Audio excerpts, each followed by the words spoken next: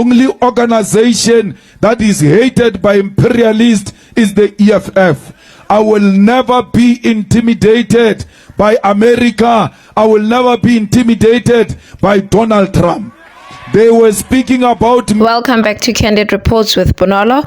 If you thought things were already tense during the Oval Office meeting between Donald Trump and President Cyril Ramaphosa, hold on tight because Julius Malema just entered the chart. Last week, Donald Trump confronted Ramaphosa with a barrage of allegations from white genocide to land seizures in South Africa. In front of cameras, he played videos, cited murder stats, and even blasted US media for not covering the so-called genocide of white farmers. Billionaire Johan Rupert calmly corrected the misinformation, saying farm murders are tragic but not racially targeted and part of a broader crime crisis in South Africa. But now Julius Malema is responding and he is not holding back. EFF Julius Malema clapped back, calling Trump's remarks absolute rubbish. He said, and I quote, "We are not going to be intimidated by Donald Trump." Malema doubled down on the land reform agenda and even said Trump's interference only makes South Africa more determined to take back their land. About me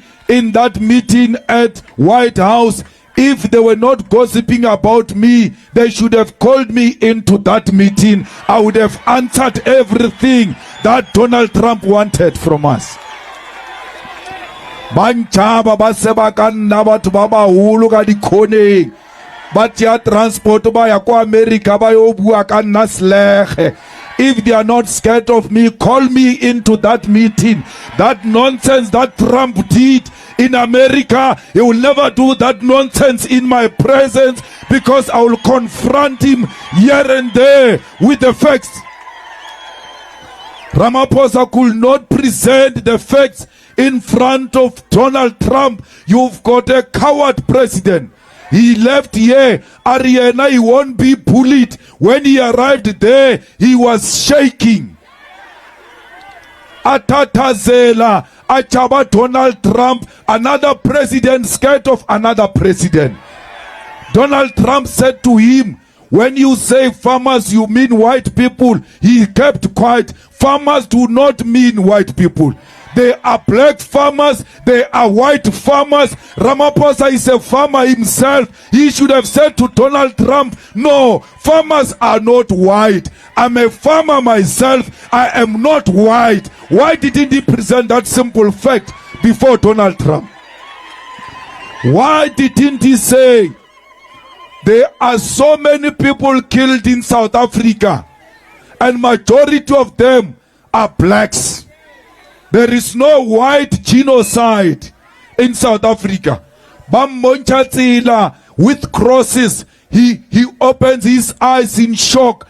I know South Africa with my eyes closed. He's unable to tell Donald Trump that is not a picture of South Africa. This picture does not belong to us. We don't have mass graves of white people in South Africa. Comrades, Donald Trump says to him, "Hey Ramaphosa," Donald Trump says to him, "Hey Ramaphosa, why are you not arresting this Julius Malema? Why is this Julius Malema not in jail?" He can't respond with a simple fact that this song killed the Boer, killed. He failed to defend the Constitutional Court. By failing to defend the Constitutional Court, it means he failed to protect the Constitution.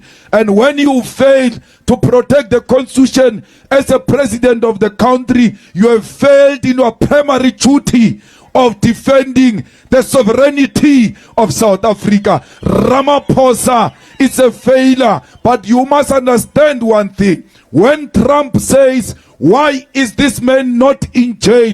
Why is this man not arrested?" he simply means, why is this man not dead? Why are you not killing this man who wants to kill for white people?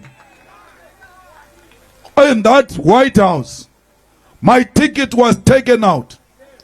They called for my life with an attempt to silence me. They will never kill me again, because where I am dead. Because black people are dead. Black people have got no dignity. One of Trump's biggest flashpoints was a video of Malema chanting "Kill the Boer," which he presented in the Oval Office. Malema responded defending the chant not as a literal call to violence, but as part of South Africa's anti-apartheid culture history. Turn the lights down and just put this on. It's right behind you. Johan. There's nothing this parliament can do. With or without you, people are going to occupy land. We require no permission from you, from the president, from no one. We don't care. We can do whatever you want to do. Who are you to tell us whether we can occupy land or not? We are going to occupy land. South Africa occupy land. That's who we are. Can we draw my membership from this useless parliament? Must never be scared to kill. A revolution demands that at some point there must be killing, because the killing is part of a revolutionary act.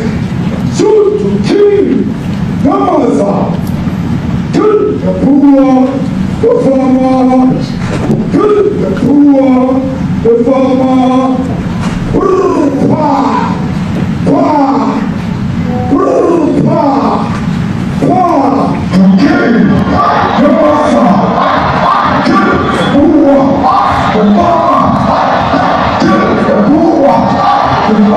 I'm not going to be silenced by threat of violence. I'm not going to be silenced by threat of death. When you say don't jail him, Ramaphosa should have said, in South Africa we don't jail people like that. There are courts in South Africa, and the courts have said there is nothing wrong with this song. This is not my song. I did not compose this song. I found this song. The struggle heroes composed this song. All I'm doing is to defend the legacy of our struggle. This is a heritage of our struggle. This is the song that was sung by Peter Mokaba in the presence of Chris Hani, in the presence of Winnie Mandela, and therefore I will never stop singing a song that Winnie Mandela sang before she died. That will be a betrayal to the struggle of our people. Comrades, when they say stop singing "Kill the Boer, kill the farmer," they are going to say to you, stop demanding the land. Because you are offending white people. Don't talk about the land. When you stop the land, they say black people must go back to Bantu education. There must be African schools. When you say no, they say no, that is not allowed. But Malema didn't stop defending himself. He turned the tables, accusing Trump of hypocrisy and calling out what he described as a black genocide in the United States. He questioned how Trump can talk about South Africa when his own country is dealing with deep racial violence and injustice. Malema responds adds more heat to an already fiery debate about land, race, and who gets to control the global narrative. Some see him as defending sovereignty, others says he stoking division. So what do you think? Was Trump out of line for confronting Ramaphosa? Was Malema right to call him out? And does the "Kill the Boer" chant have a place in post-apartheid South Africa? Let's talk about it in the comment section below. Don't forget to like, share, and subscribe to Candid Reports with Bonolo for more bold news, deep dives, and raw reporting right here. It's bye for now.